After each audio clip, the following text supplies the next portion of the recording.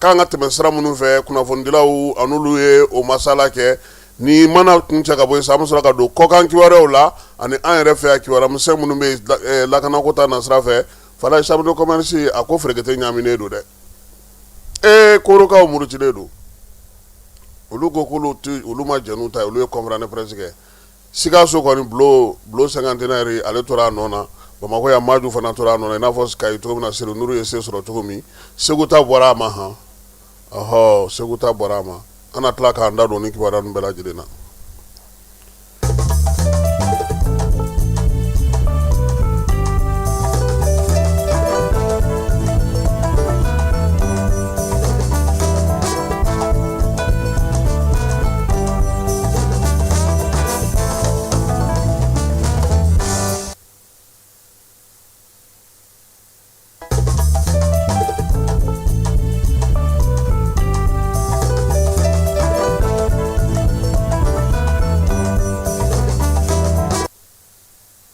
An lamɛnbaga cɛ a n'a muso k'a bɛɛ lajɛlen fo k'a bɛɛ lajɛlen waleɲuman dɔn. Falaye suntigɛyɔrɔ kuma min ye bɛnkɛ ye a ko a fɔra ya Falaye ko ni ɲɛmaaw falenna ko caman bɛ falen ko nka ko bi ko jamanadenw ɲɛ bɛ ɲini ka na mɛn sira la Falaye ko mun de bɛ ka na n'o ye ko ne ka o ɲɛfɔ a ye Falaye yɔrɔ a ye n bila baara la dɛ. Mɛ min dɔn n ye min fɔ a ye Falaye n ko anw ka jamanadenw bɛ min nɔfɛ o tɛ se ka sɔrɔ ni mara kɛcogo in ye. O filanan ye mun ye Falaye marakɛyɔrɔ minnu bɛ bi an ka jamana kɔnɔ i kɛra diɲɛ na maa o maa ye n'i nana baarakɛla minnu b'o marakɛyɔrɔw la olu b'a f'i ɲɛna ko nin ye kow kɛcogo ye Falaye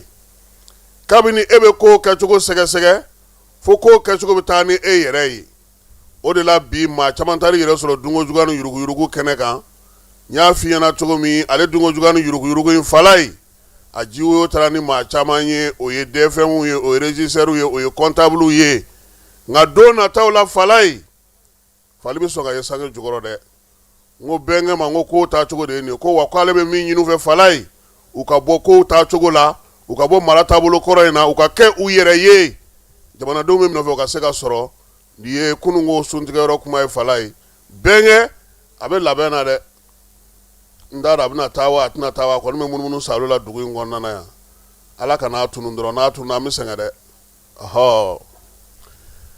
n'an bɔra bɛnkɛ fɛ yen Falaye dunko juguya ni yuruguyurugu min ni bɛnkɛ y'a kuma fɔ an b'a sangalama ci bi sɔgɔmada in na tuguni. Falaye hakili b'a la min ye dɔgɔkun tɛmɛnen minisiri min bɛ sariya ko kunna ale bɔra ka ɲɛfɔli kɛ dunko juguya ni yuruguyurugu ka Falaye baara mun kɛra a kɔnɔna na a y'a yira k'a fɔ ko min ye sefa wari miliyari 264 ko tɛgɛsira ka da o ka dunko juguya ni yuruguyurugu la sango n'o ye san 2025 kɔnɔna ye. Falaye nin jaabi bɛ maa nisɔndiya a bɛ maa ɲagari a bɛ maa lawaso o kɔfɛ jɛkulu min bɛ yen n'o bɛ maaw ka fɛnw daraki yanni ka sigi sen kelen kan o fana minɛna jɛkulu in fɛ nin bɛɛ lajɛlen bɛ don dunko juguya ni yuruguyurugu ale hukumu kɔnɔna na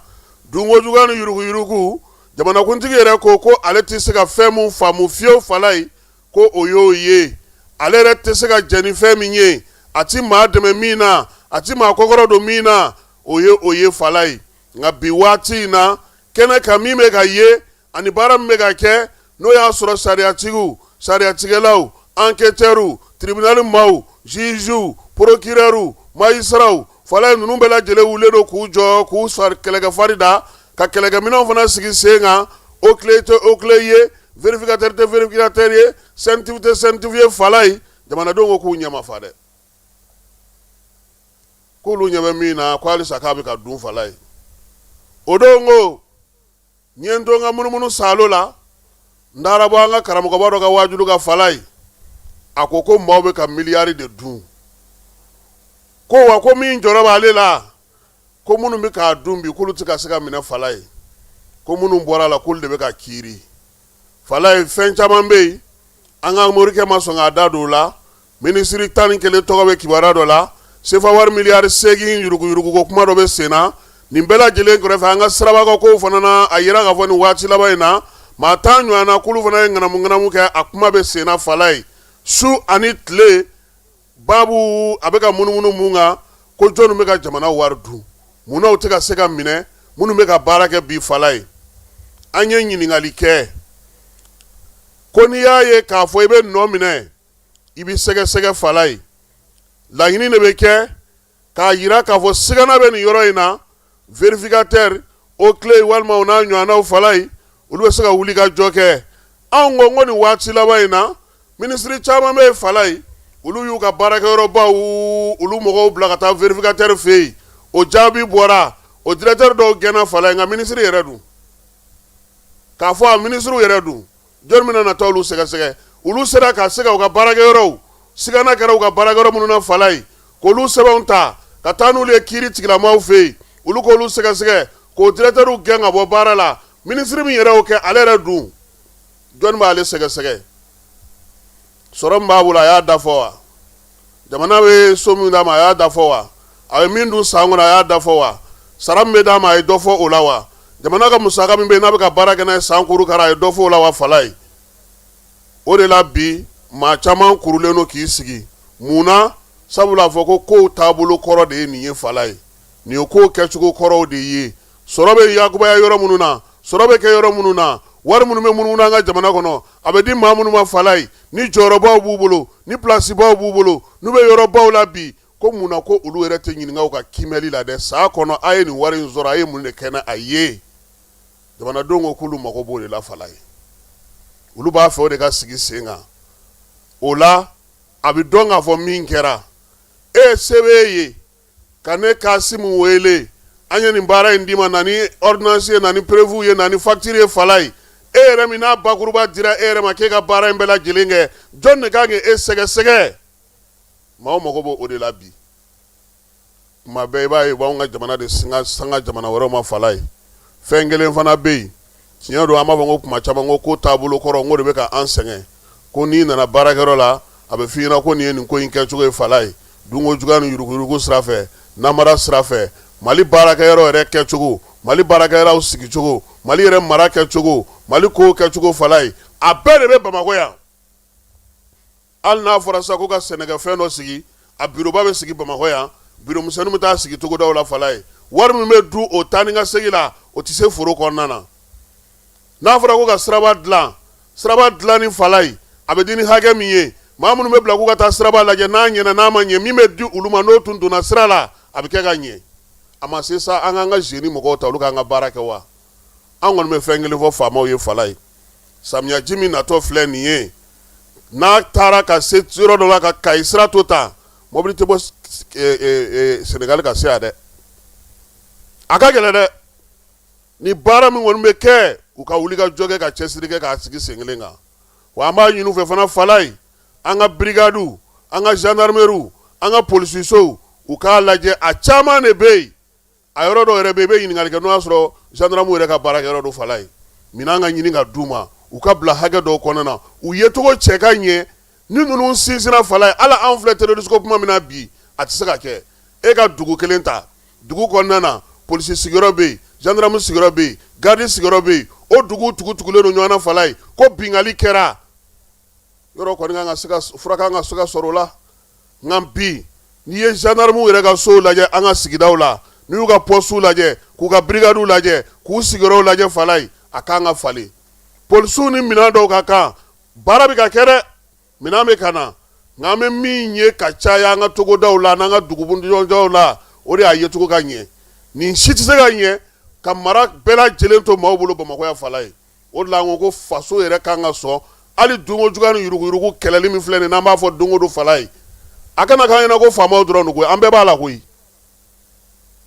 e tara doga chilego ko en yore muye e tara feno di domego ko make ere du e temeto doga feno la otlare nyego ko ka dodema abora yoro jume asoro la chogodi e bo donwa fama jora bala nga anre faso do nga son ame chama fo fama mama nyere fana ka nyere jalaki an fana sɛmɛ nin caman na an kɔrɔkɛw mana bila baarakɛyɔrɔ la an somɔgɔw mana bila baarakɛyɔrɔ la an faw mana bila baarakɛyɔrɔ la anw de b'a fɔ he yanni i ka na nin kun bɛ kɛ nin cogo in na ninnu ye nin kɛ ninnu fa kɛra tan ninnu fa y'a kɛ tan ninnu ba tun bɛ nin baara la k'u kɔrɔkɛ to yen bɛɛ ye nin sɔrɔ n'an ma bɔ o la an tɛ taa ɲɛ sabula anw yɛrɛ de bɛ k'an yɛrɛ ma jugu ye n kɛ yɛrɛ ye k'an yɛrɛ kɔnɔ fara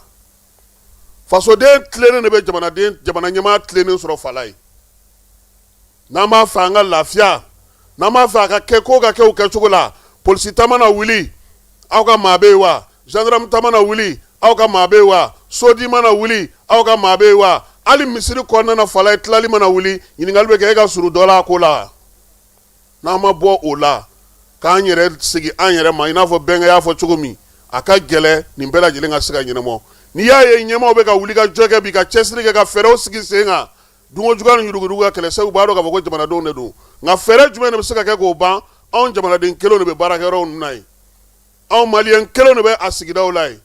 anw maliyɛn kelenw de b'a fɔ a ka ɲi anw maliyɛn kelenw de b'a fɔ k'a man ɲi se mana kɛ min ma don min fala ye i b'a dɔn o la k'a fɔ ko bɛ sen na alimami tɛ se ka minɛ journaliste tɛ se ka minɛ dugutigi tɛ se ka minɛ magistrat tɛ se ka minɛ gɔngɔli tɛ se ka sigi maa si kunna bɛɛ ko ko sariya nka maa si tɛ fɛ a ka boli i kan an k'o fana lajɛ o y'anw fana jɔlaki ye a ko la an k'an jɔ an jɔyɔrɔ la an bɛ se min na fasoden ɲuman na an fana k'o kɛ o la ɲɛmaaw n'u y'a ta u b'a bila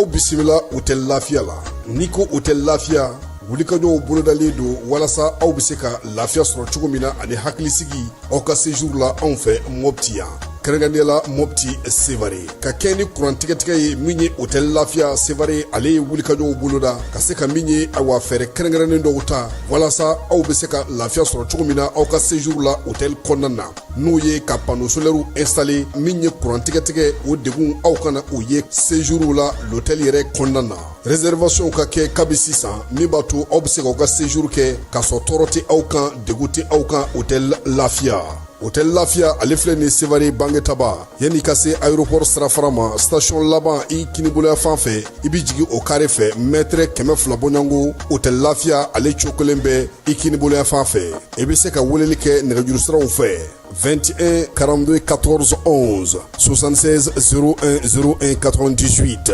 66 78 72 04 hôtel lafiya référence do.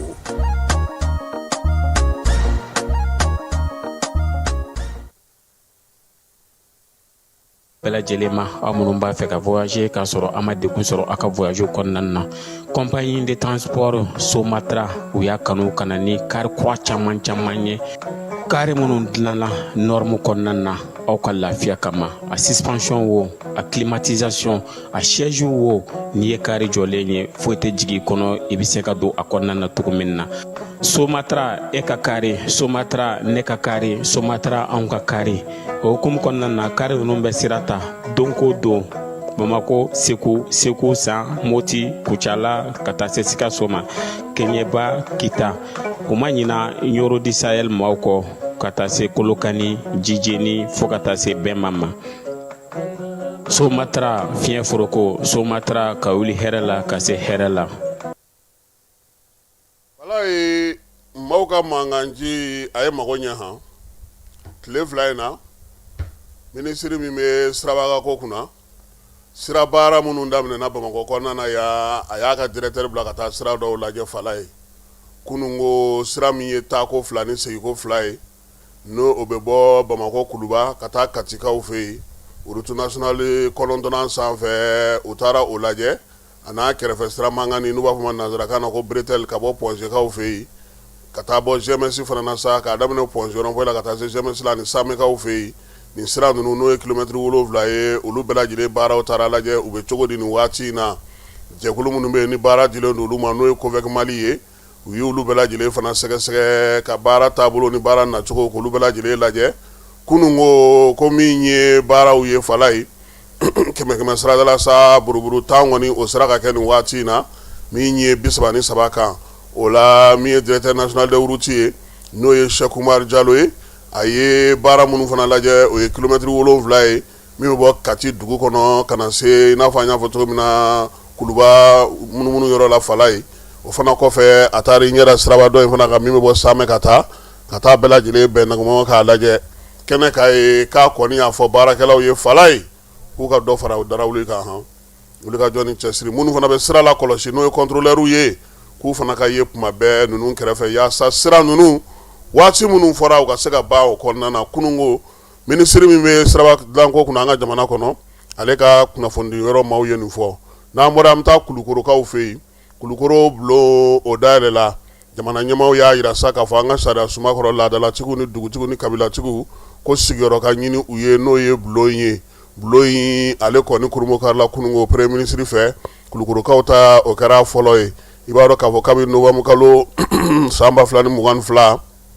dugutigiw ni kabilatigiw olu lakodɔnni baaraw kɛra an ka sariya sunba kɔnɔ jamana ɲɛmaaw y'a yira sa k'a fɔ ko fɛn bɛɛ lajɛlen ka sigi sen kan an ka dugu an ka bolofaraw an ka sigiyɔrɔw n'an ka bugudaw bɛɛ lajɛlen ɲɛmaa minnu bɛ olu la sa ko fo olu ka don ba la min ye premier ministre ye ale kɛtɔ ka gabakuru fɔlɔ da Kulukorokaw fɛ a kun ye nin kuma de fɔ a ye sinsin min ka sa o ye togodala nagakɔrɔ maraw ye nafa min b'olu la an ka jamana kɔnɔna na ni maa minnu bɛ yen n'olu bɛ togodaw la n'olu jɔyɔrɔ b'olu bolo olu bɛ se ka kɛ cogo min na ka dɔ fara u ka darawuli n'u ka baara kɛcogo ɲuman kan ka se ka u lakodɔn min ye ministre ɲɛmaa ye n'o ye général de division Abulayi Mayiga ye a ye nin kuma ninnu de lakali ko jamanakuntigi ye min fɔ a ye o la sa Kulukoro laadalatigiw bulon kɔni fɔlɔ ka dayɛlɛ Mali la o kɛra olu fɛ yen kununko a ye welewelebada kɛ u yɛrɛ ma Fala ye u k'u cɛsiri sabula bulon tariku la an'an ka babu an'an ka tabiyaw kɔnɔna na min ye dɔnniya yɔrɔba don kalan yɔrɔba don bulon laadalako don fana min jɔyɔrɔ ka bon kosɛbɛ an ka jamana ale mara kɛcogo la kuma tɛ bɛn ni kelenya sigidaw olu kɔnɔna na a ko nin waati min na basigibaliya bɛ yen fɔnkɔɲɔgɔnkaw fana bɛ yen a ka kan dugutigilakaw kabilatigilakaw ni togodalamaw Fala ye u bɛɛ lajɛlen ka sɔn sa ka ɲɔgɔn yɔrɔ sɔrɔ u yɛrɛ la fɔ ka bɛnw ka se ka sigi sen kan yɔrɔ caman na min ye togodaw kɔnɔna na n'an ka sigidaw kɔnɔna na an ka kinw kɔnɔna na o baaraw ka se ka kɛ yɔrɔ in sigikun ye o ye min kurubokarilen filɛ Kulukorokaw fɛ nafaba de bɛ a la ka kɛ ni jamana ɲɛmaaw yɛrɛ bɛ k'u sinsin min kan n'o ye maliden kura sigili ye an ka danbew an ka bɛnw ani an ka adamadenya n'an ka hinɛ ni an ka maanifinya yɛrɛ kɛcogo an ye fɛn minnu ta tiɲɛna kabini san caman olu kɔni maraw tun bɛ kɛ cogo min na fɔlɔ bulonkɔnɔnaw la bɛn ni kelenya kɔnɔna na k'o de kan ka sinsin nin yɔrɔ ninnu na minisiri min bɛ yen ni ale bɛ mara kama bɔli kunna n'o ye général de brigade Isa Usman Kulubali ye ale fana ye ji da o sɛnɛ kan a ko nin ye fɛɛrɛ kɛnɛ ye min kan ka kɛ ko ye ko min bɛna n'a to bi mara yɛrɛ kɛli bɛn ni kelenya sɔrɔli k'an sinsin an ka tabiyaw n'an ka taabolow kan a n'a suguya bɛɛ lajɛlen ka se k'olu sinsin ka bɛn kuntalajan sigi sen kan a k'a b'a dɔn k'a fɔ fana ko nin baara in ma ta kun fɛ sabula jamanakuntigi y'a dɔn k'a fɔ jɔyɔrɔ min bɛ an ka laadala baarakɛlaw la sigida maaw olu bɛ bonya minnu da u kan n'u bɛ baara minnu kɛ n'u ye o jɔyɔrɔ kan ka ye bi faso jɔli la bɛn ni kelenya ɲini na an ka jamana kɔnɔ minisiri a y'o fɔ ka sɔrɔ ka min ye bandiri k'o tigɛ sira ka bila maaw ye bulon an ka sɔrɔ ka don a kɔnɔna na Fala ye k'a tɔ bɛɛ lajɛlen lajɛ n'an bɔra an bɛ segin ka na Kuluba faama sigiyɔrɔ la jamanakuntigi kununko lasigiden 2 kelen kan ka taga Arabi Saoudite kaw fɛ yɔrɔ Arabi Saoudite o kɔnɔna na n'o ye général de division Ibrahim Dayiru Danbele n'anw b'a wele ko Biri o fana kɛrɛfɛ sa ale kɔni sugandira novembre kalo tile 5 tɛmɛnen san 2025 ale bɛna kɛ Mali lasigiden ale de fɔlɔ bisimilara jamanakuntigi fɛ min ye babu ye tali kɛ min na sa a yira k'a fɔ ko Dayiru kɔni hakilila tigɛlen don baara minnu bɛna kalifa la kan ka taa taabolo min fɛ o ye 3 ye fɔlɔ sɔrɔ o bɛ se ka sinsin cogo min bolo di ɲɔgɔn ma kɔnɔna na Mali ni Arabi Saoudite u bɛ se ka baaraba minnu fana kɛ kɛrɛnkɛrɛnnenya la n'o bɛna na bɛn ni kelenya sinsinni ni lakanako ye sabanan ye min ye sa o ye kalankow ye ani fɛɛrɛ kura minnu b'u bolo n'olu bɛ se ka kɛ ka kalanw kɛ ani ka kibaruya ɲumanw fana sɔrɔ Dayiru Danbele kɔni y'a yira sa kɔni k'a fɔ k'a labɛnnen don sabula nin bɛɛ lajɛlen na seko ni dɔnko kow bɛ a la ale kɔfɛ sa colonel Mawludu Uld Mohamed ale kan ka taa sigi kɛrɛnkɛrɛnnenya la an ka lasigidenya la Libikaw fɛ yen min ye nin sɔrɔsi ye sa a yirala k'a fɔ ale ka baaraw kan ka tali kɛ min na Mali ale ni Libi ka bolo ɲɔgɔn ma kan ka sinsin min kan o ye lakana ko ye an fanfɛ jamanaw fɛ sɔrɔ ko ta nasira fɛ ani an ka maa minnu bɛ yen olu ka taa ni ka segu bɛ se ka nɔgɔya cogo min na Libi jamana kɔnɔ n'u ka minɛ cogo lasigiden fila bɛɛ lajɛlen y'a jira sa k'a fɔ k'u ye miiriya ɲuman sɔrɔ u ye faamuyali ɲuman sɔrɔ jamanakuntigi ale fɛ yen u ka baara bɛ se ka kɛ cogo min na bonya ani karama kɔnɔna na ka taa kɛ n'u sigiyɔrɔ olu ye lakanabaliya bankasikaw fɛ yen bi na u y'a jira sa k'a fɔ ko degun kɔni bɛ yen dugu min bɛ yen n'o ye Dugara ye n'ale bɛ Sunbalakaw fɛ yen olu ka komini kɔnɔna na banka cercle la sa u y'a jira ko bingali taara kɛ nin kalo in tile 25 nɛgɛ kanɲɛ 17 waati n'o y'a sɔrɔ nin waati in kɔnɔna sa maa minnu fatura olu ma se ka dɔn yan'o fana cɛ a kun yira k'a fɔ ko bingali dɔ fana kun kɛra février kalo tile 11 Kani Bɔnsɔnkaw fɛ yen maa 3 fatura la maa 2 joginna nin waati in na sa u taara ni baganw fana ye dugudenw kɔni b'a ɲini sa komi ye jamana ɲɛmaaw ye u tun ye fɛɛrɛ minnu sigi sen kan u k'olu to o cogoyaw la yaasa basigi ni lafiya bɛ se ka na cogo min na u bɛ se k'u ka baaraw kɛ lafiya la min ye Koro dugu ye u y'a jira sa ko nin y'a dɔgɔkun kelen ye courant tɛ olu fɛ yen février kalo tile 17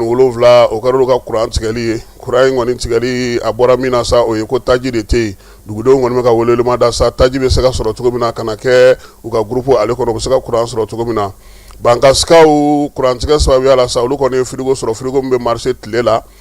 tile o de b'a to olu bɛ se ka marché o la sa olu kɔni bɛ se ka ji suma o sɔrɔ u yɛrɛ ye glace o sɔngɔ fana ma bɔ dɔrɔmɛ 20 na olu fɛ yen u ko ko nin fɛɛrɛ min sigilen filɛ nin ye tile ka se ka kɛ ka frigo ka baara kɛ ka frigo bila ka baara kɛ k'o ye ko ɲɛnamaba ye ko min b'a to bi olu yɛrɛ bɛ se k'u ka glace sɔrɔ u bɛ se ka baara wɛrɛw kɛ wa nin boloma yɛlɛma min filɛ nin sa k'u bɛna o fana fɛɛrɛ sigi sen kan dugu yɛrɛ kɔnɔna na yelenko a bɛ se ka basigi cogo min na dugudenw bɛɛ lajɛlen ye frigo min bɛ marché tile la fala ye an yɛrɛ n'a kelen ɲini han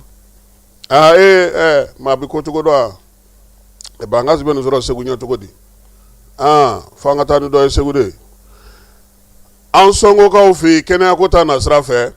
min ye furakɛli yɔrɔ 22 ye olu kɔni bɛna dɛmɛ sɔrɔ yaasa n'u ka maaw banana u bɛ se ka taa teliya la cogo min na ani ka se k'u ka furakɛliw k'olu kɛ larawulili ko ta sira fɛ a baara kan ka kɛ kalo 6 o de kɔnɔna na ka tila ka u baaraw dɛmɛ min ye maa minnu bɛna o baaraw kɛ sa olu kɔni bɛna sefa wari kɔni 8,400 sɔrɔ kalo kɔnɔna na musaka in sa américain ka département d'état ale de ye a di yaasa ka se ka nin togodalamɔgɔ ninnu olu dɛmɛ fala chambre de commerce ko ta na sira fɛ Maju Sɛnpara ale 98 buruburu 33 sɔrɔ Bamakɔ yan ale yɛrɛ kelen kun don ani maa kun tɛ ɲɔgɔn na donc ale sigira chambre de commerce ɲɛmaaya la dimanche tɛmɛnen n'o kun ye kari tɛmɛnen n'o kun ye février kalo tile 22 ye min ye sufɛla la sa Bamakɔ mairie b'a la jaabi bɔra k'a jira sa k'a fɔ ko a ka bureau kɔni a tɛmɛna caw siɲɛ kelen Seydou Nourou Niang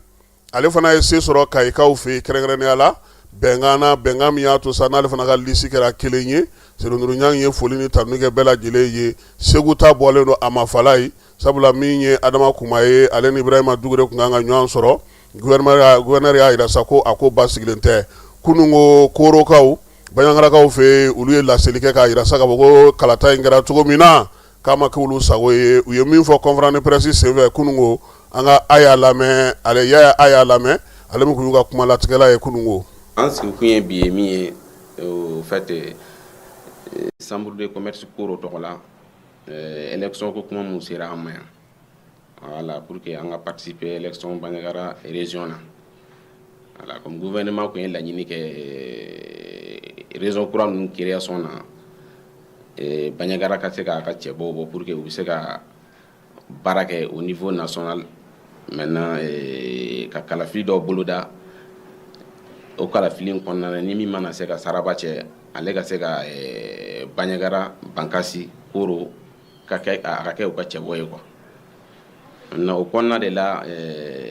élection organisation a date fɔra an ɲɛna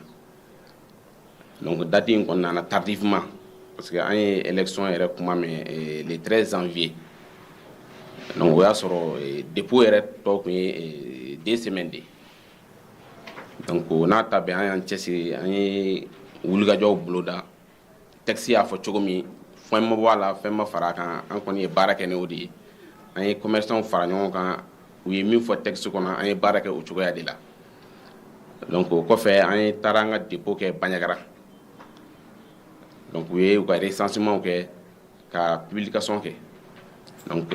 texte dun y'a jira k'a fɔ ni liste publiera donc majɛ minnu b'a la i bɛ sɔrɔ ka réclamation kɛ n'a ma ɲɛ n'a ka taa élection na olu bɛ bɔ a la au kɔnɔna de la président de la commission tun ye korokaw convoqué yan minnu ye électeurs ye voilà o fana kɛra le 29 janvier an taara an ye ɲɔgɔn ye kɛ tribunal la hakilina min b'an fɛ majɛ minnu bɛ élection na a yɛrɛ ɲuman na an k'a bɛɛ ɲɛfɔ yanni an ka taa élection na a ka kɛ mankan ye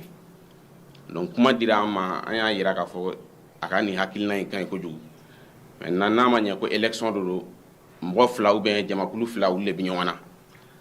donc pour que a ka kɛ élection jɛlen ye élection a jama man ca a dossier minnu taara a ma ca an tun ye laɲini kɛ a ka électeur bɛɛ ka dossier ta ka na que ça soit Koro ka dossier o Bandiagara ka dossier o fɛn fɛn ka dossier bɛ u k'a bila candidat bɛɛ ɲɛfɛ an k'a woloma ni min ka dossier dafalen tɛ u k'a bila kɛrɛfɛ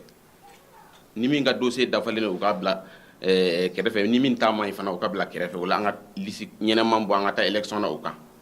bon an y'o kuma fɔ président la commission n'a ka mɔgɔw banna o kuma ma u ko an k'o kuma bila ko komi fɛn kura de don olu ye baara kɛ ten ka ban an ka an bolo da an dusu la an ka nin ko in kɛ ten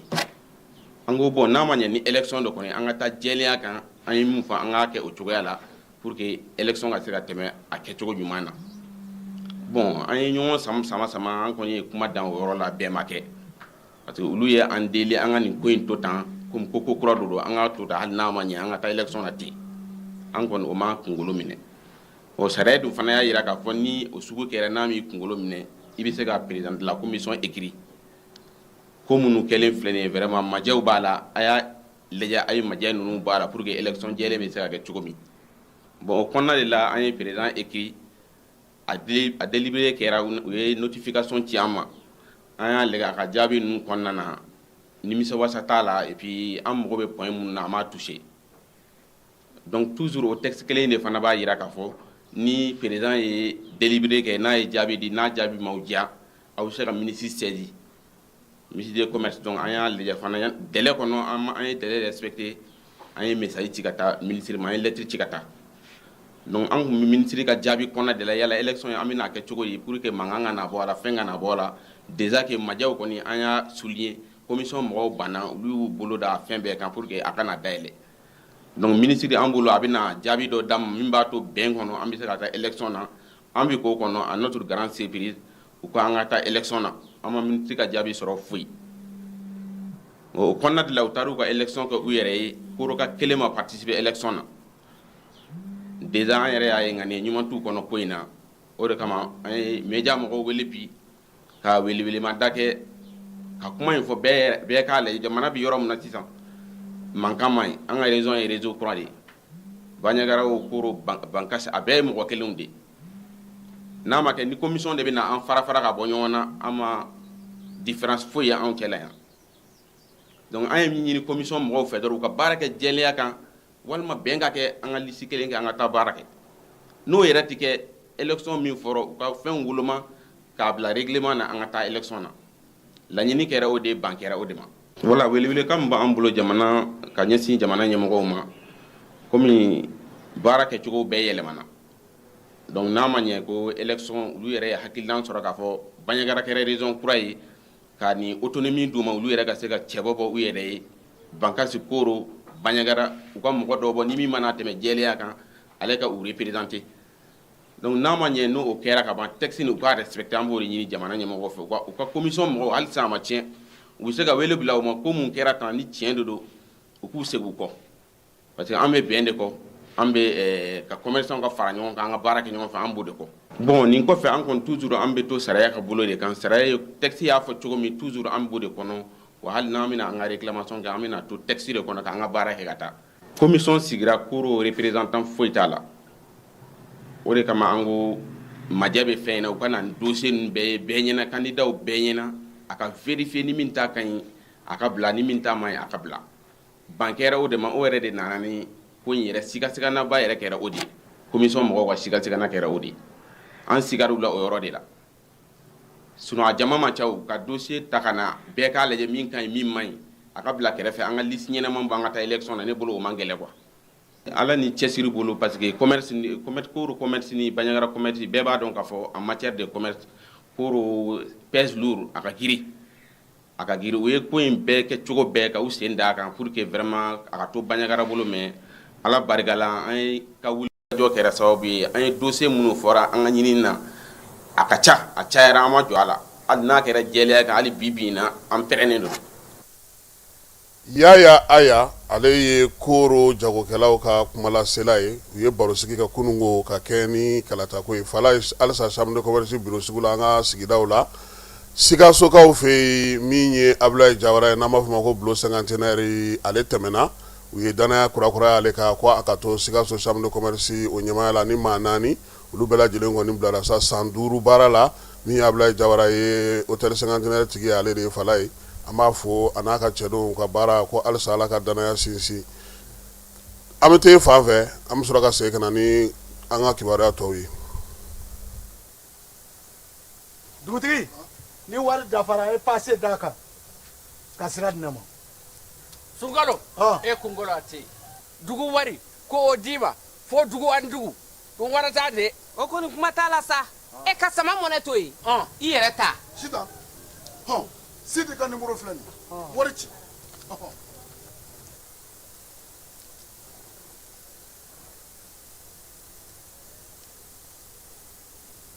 wari sera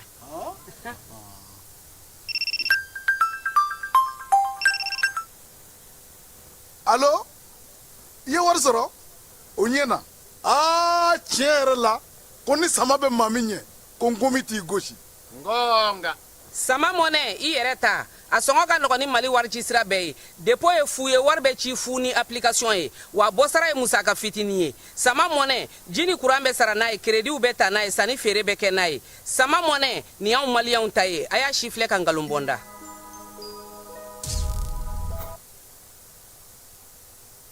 Kalanko ta nasira fɛ lycée 2 kan ka jɔ kitakaw olu fɛ yen min ye lycée fɔlɔ o kan ka jɔ Sebekɔrɔ filanan o bɛ jɔ Kita yɛrɛ dugu yɛrɛ kɔnɔna na yaasa ka se ka nin yɔrɔ ninnu bɛɛ lajɛlen na sa jɛkulu kɛrɛnkɛrɛnnen bɔra ka taa k'o lajɛ Sebekɔrɔkaw ta kan ka jɔ hectare 15 kan min ye Kita yɛrɛ dugu kɔnɔna ta o ye hectare 5 ye kɛnɛ minnu sigira sen kan sa u taara ka t'u ɲɛda o yɔrɔw bɛɛ lajɛlen kan inspecteurs ale ni techniciens bɛɛ lajɛlen taara ka taa lajɛ baara bɛ na se ka kɛ cogo min na joona yaasa ka se ka daminɛ jamanakuntigi o ye ale ka donbolo ye ka ɲɛsin Kita ale marabolo ma fala ye nin waati na ko sogo sɔngɔ yɛlɛlen don kosɛbɛ min ye sogo sannaw ni sogo feerelaw ye u bɛɛ lajɛlen kamana guwanen don kɛrɛnkɛrɛnnenya la Maɲanbugu yan a yɛrɛ sa ka fɔ ko sogo koloma kɔni nana yɛrɛ sɔrɔ 680 na min ye buma ye o taari yɛrɛ sɔrɔ 800 na ni yɛlɛli kɔni ye maaw dabali b'a buse denmisɛnnin minnu bɛ n'o ye Musa Sangare ale ko sɔngɔ yɛlɛ in kɔni ko olu yɛrɛ y'a lakɔlɔsi nin waati laban in na koloma o kɔni kɛra 680 ye min ye bu gansan o ye 800 ye ko in kɔni jubaju yɛrɛ min ye olu yɛrɛ ka fɔla fala ye o ye ka fɔ sa min ye bagan yɛrɛ ye bagan jɔlen a sen kan ɲuman o de sɔngɔ fana yɛlɛla baaraw kɛra gɛlɛya ye sa sabula a yɛrɛ ka fɔ ko bagan dumuni yɛrɛ o yɛrɛ fana sɔrɔli gɛlɛyara ka kɛ ni baaraw kɛcogo ye olu yɛrɛ bolo min ye gwadomusow ye u ko k'olu balila ka sɔngɔ yɛlɛ in kɔni ye ka bɔ 600 la ka taa se 680 ma ani 800 ko a kɔni ka gɛlɛ bi olu ka se ka sogo san i n'a fɔ a ka nɔgɔ bolo cogo min jɛgɛjala ni jɛgɛwusu ni cɛ kurulen fala ye k'olu na u wasa don o la min ye sɔngɔ gɛlɛya in yɛrɛ sa a kɔni bɛna ka na waati la waati min n'o ye sunkalo kɔnɔna ye a fana kɛrɛfɛ fana sɔngɔ fɛn wɛrɛ bɛ yen minnu fana sɔngɔ gɛlɛyalen don fala ye o ye gazi ni charbon ye ani lɔgɔ ka taa fara ɲamaku kan ninnu bɛɛ lajɛlen sɔngɔ yɛlɛlen don sunkalo in kɔnɔna na a bɛ Bamakɔ cogo min Gawo Kayi Sikaso a b'o cogoya kelen na sɔngɔ gɛlɛya ninnu n'o ye sogoko ye lakɔlɔsili min kɛra studio tamani maaw olu fɛ min ye Bafula bɛ marabolo la sɛnɛyɔrɔ kuraw olu kan ka dilan kɛrɛnkɛrɛnnenya la ka di Bafula bɛ kɔ ma fala ye périmètre 5 n'o ye nakɔ sɛnɛyɔrɔ ye musow ka se ka o sɔrɔ ka tila ka pɔnpo kɛlɛnw don a la ale ni panneau solaire o bɛna kɛ dugu minnu kɔnɔna na sa ni commune min kɔnɔna na o ye Mayina ye Bamafele Ɲambiya Jakɔ ani Tomora bɛɛ lajɛlen bɛ Bafula bɛ cercle kɔnɔna na sefa wari miliyɔn 150 Fonds international de développement maaw minnu bɛ sɛnɛko kunna olu de bɛna o di taari 7 ani tilancɛ o de kan ka dilan sa kalo 15 kɔnɔna na a kɛ kun ye musow bɛ se cogo min na ka u yɛrɛ ka baloko ɲɛnabɔ ka se ka sɔrɔ kɛ u yɛrɛ ye u ka sigidaw la ani fana waati yɛlɛma kɔlɔlɔw ka se k'olu kɛlɛ min ye baara ninnu bɛɛ lajɛlen bɛ se ka kɛ cogo min na jɛrɛ kɛra ka ɲɛfɔli kɛ musow ye Bafulabe marabolo la Fala ye février kalo tile 25 dugu minnu don sa ani mairilaka minnu don maɲina kɔnɔna na ɲɛfɔli kɛra olu bɛɛ lajɛlen ye Modo Mao Magalu ko min ye dugujukɔrɔ nafaw ye san 2024 ni san 2025 k'a ye Mali sɔrɔ la taa ɲɛfɛ kosɛbɛ Fala ye sefa wari miliyari 547 ka na se 835 ma ko de y'a to bi Mali sɔrɔ yɛrɛ sina ka kɛ yakubale ye ten a ko nin bɛɛ lajɛlen sɔrɔla min fɛ Mali ye a ka dugujukɔrɔ nafaw bɔli sariya min falen n'o ye code minier ye ko de nana ni nin ye ko yaasa sanu ka yelege bɛɛ ye bi na kɔni k'a bɛ sɔn ka sira sɔrɔ kosɛbɛ Modo Mao Magalu a ye ɲɛfɔli min kɛ sa a bɛna nafa min ye an ka jamana yɛrɛ sɔrɔ ye ɲɛfɔlibaw ka se ka don a womisɛnw bɛɛ lajɛlen kɔnɔ sa a y'o fasiri k'o ɲɛfɔ lesɔr maaw ye ko nka ko sinsin kɛra min kan o ye Mali yɛrɛ ka code minier kura in ye a n'a nagakɔrɔ baara minnu kan ka kɛ an ka togodaw la nka ko kalan kan ka k'a la dɛ sabula baarakɛla dɔ baarabolo dɔw bɛ olu kan ka ta an ka togodaw la nka a dɔnniya to u la f'a kalan ka k'u kunna yaasa mɔgɔ ka se ka ta o la n'o tɛ a tigi bɛ se ka maaw ta san 3 kɔnɔna na a bɛ kalan k'u kunna yaasa togoda maa ninnu yɛrɛ ka se ka a baaraw kɛ i n'a fɔ sariya y'a fɔ cogo min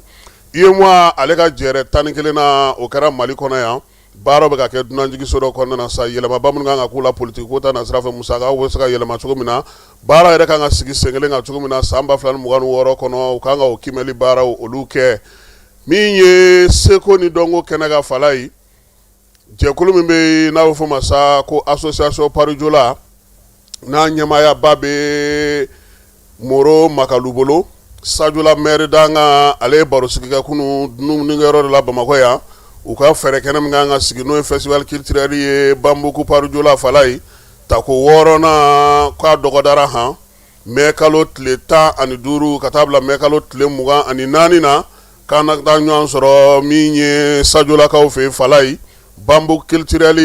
a baaraw bɛna taa kɛ ɲinan ta in k'a bɛna sigi bɛn ni kelenya seko ni dɔnko ka se ka sigi ja an bɛɛ lajɛlen na k'a bɛna talikow la festival ni a baro sigi kɛra kunungo min ye Moro Makalu ye maire ka dangan fɔlɔ a ko sa k'u kun na kɛ jɛrɛ ye jɛrɛ min na taa sigi bɛn ni kelenya Mali ale kɔnɔna na min ye seko ni dɔnko ma mafalen 50 ale ni laadalatigi ma 50 Fala ye olu bɛna ɲɔgɔn sɔrɔ ka bɛn ni kelenya kuma fɔ foire kɛnɛ o bɛ sigi a kɛnɛ kan min ye sɛnɛkɛlaw ka feerelikɛyɔrɔ fana bɛna sigi seko ni dɔnko ni masque ni dunu ni balaw bɛɛ lajɛlen bɛna na min ye défilé de mode belebelew fana bɛna kɛ Parijola a kɛkun ye min ye sa yaasa ka se k'u ɲɛdɔn Famara Berté ale taara kunungo baro sigi ale kɛnɛ kan donc an y'a nin laɲini ka festival kɛ o ye de k'a fɔ an ka laadaw de b'a kan ka tunu an danbe b'a kan ka tunu an ye jateminɛ k'an ka sagi kɔ an ka laadaw lawuli pour que bonya ani karama o bɛ don sigida mɔgɔw ni ɲɔgɔn cɛ a bɛ don jamanadenw ni ɲɔgɔn cɛ n'o kɛra ni festival in kɛra a bɛ sɔrɔ yiriwa parce que festival n'a bɛna kɛ an bɛna exposants na n'a ye an yɛrɛ ka sɔrɔ fɛ n'a fɔ a ma ko les produits locaux an b'o don ba la donc an bɛna tile 15 kɛ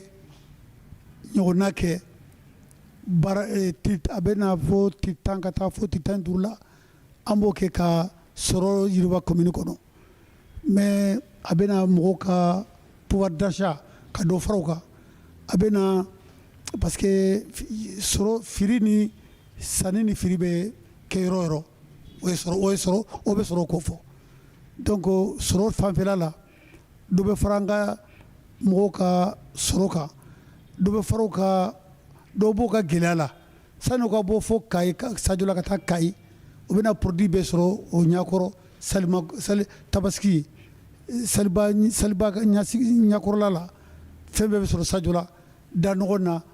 nafa jumɛn b'a la tuguni fɔlɔ la mɔgɔw tɛ ɲɔgɔn ye tant que la n'i y'a ye an ka président fɔlɔ Modibo Keyita a y'a lajɛ k'o ka semaine culturelle ninnu organiser hali bi o de bɛ sen na mais a yɛlɛma donna dɔɔni o kɔrɔ ye mun ye jeunesse min n'o bɛ kɛlɛ pour que jeunesse dama k'i tɛgɛ di ɲɔgɔn ma jeunesse dama bɛ deli jeunesse dama n'aw dalila a bɛ bɛn sabati ɲɛtaga b'a kɔnɔ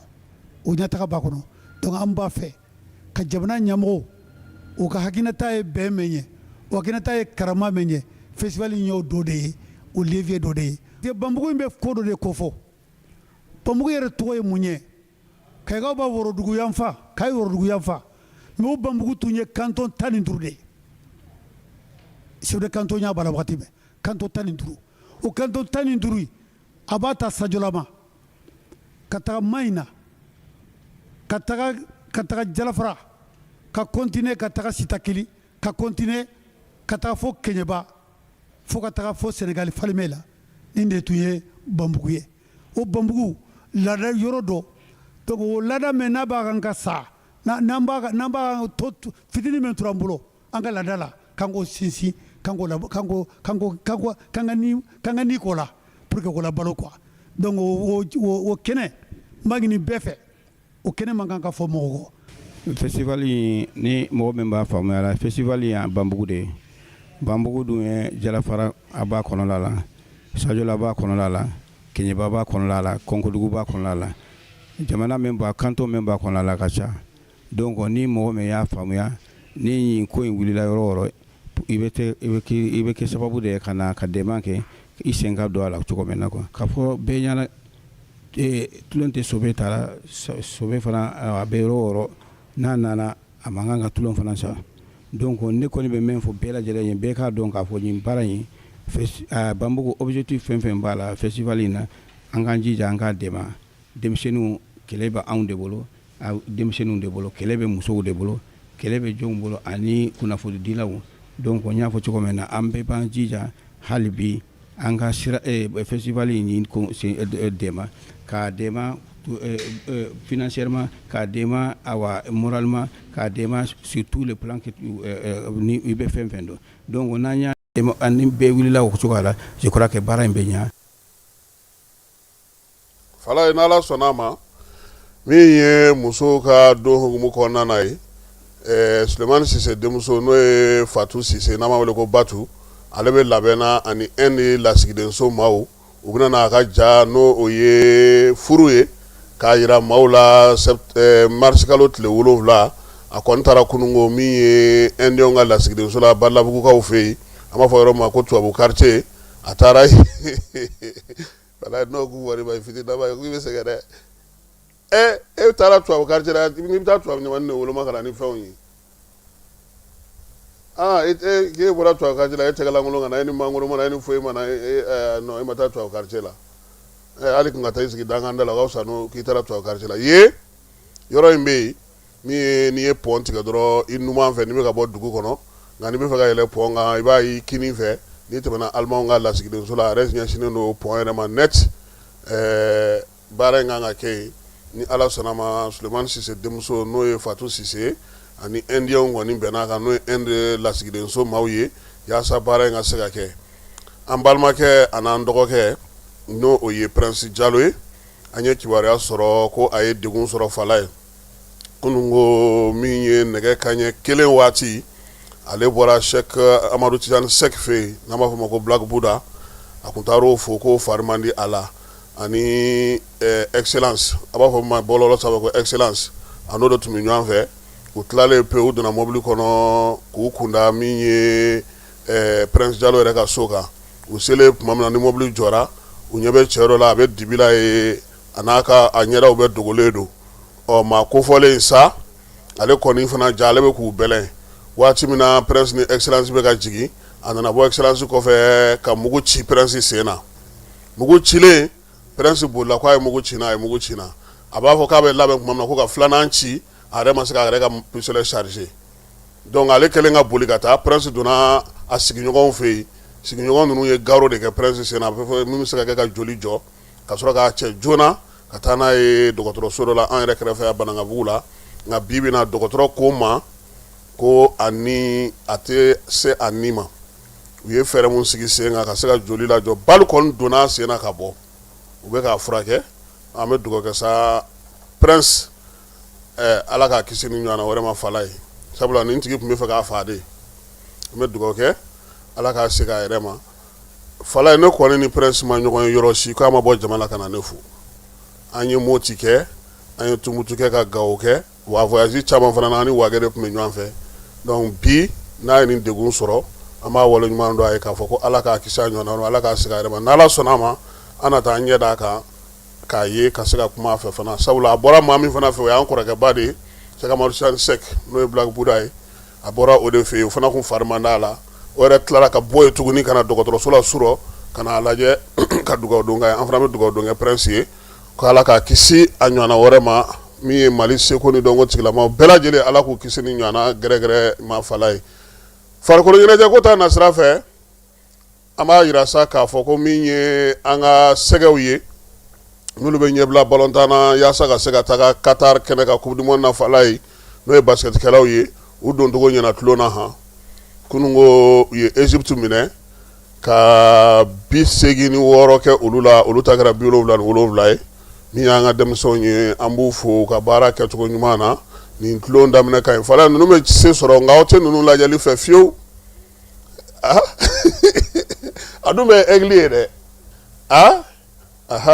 Jean-Claude ka maaw an b'u fo k'u wale ɲuman dɔn